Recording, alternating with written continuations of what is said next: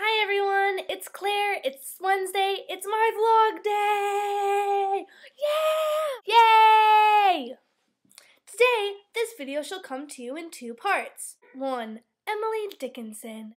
The other day, I was sitting in my language arts class trying to find a book to read, and I came across a book of poems by Emily Dickinson, and I noticed she's like the most interesting person in the whole world. Emily Dickinson is full of mystery. She was born in Amherst on December 10th, 1830. She lived at this place called the Homestead, but because her family was having some money issues, she moved to another place in Amherst. Her childhood home, she could see the cemetery out of it, and she witnessed a lot of burials, and her cousin died, and she just had a hard life, so people tend to think that a lot of the questions she had about immortality and death come from living by a cemetery. Although Emily Dickinson never married later in her life, she thought she was really pretty when she was young, and she was given at least one marriage proposal, and she knew a lot of famous men.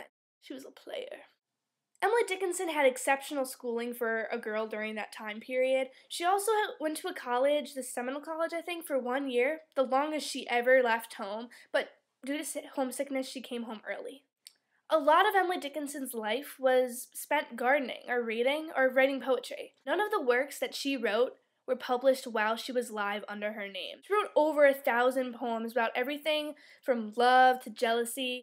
A lot is not known about her, though. Apparently, she always wore white because she was buried in white. The only dress they have left of her was in white. She wrote letters to this person she called the Master, and they had so much emotion in them, but they don't know who he is. So it kind of makes you wonder, what if Emily Dickinson was part of a secret cult? What if Emily Dickinson was a wizard? What if Emily Dickinson was Shakespeare? I like Emily Dickinson. I like to think that even if I never leave home, I can still become famous. That, my friends, is the story of Emily Dickinson. If you can solve any of her mysteries, I think you'd be pretty famous. Part 2.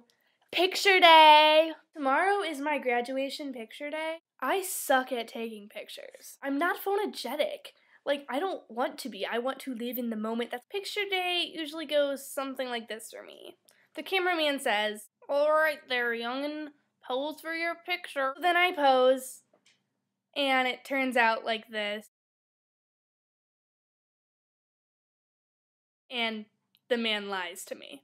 Yeah, that's really nice. I always want to do some crazy, pose for my school pictures, but I'm always scared the picture person's gonna judge me. That sounds silly, because I'm never gonna meet the picture person ever again. I mean, they take my picture once and then they're done. I feel like maybe they'll end up, being the father of the person I someday marry. That'd be kind of awkward. I'm probably just gonna end up smiling and not liking it. And just not being happy. Alright, guys. I gots to go! See ya! Introduce a new event called I'm Okay With You Until You Get Creepy. Here are a couple things that I would be okay with if they weren't so creepy. Santa Claus becomes I climb through your window and eat your cookies, man. The Easter Bunny becomes a man dressed in a bunny suit who hides eggs. Republican Party.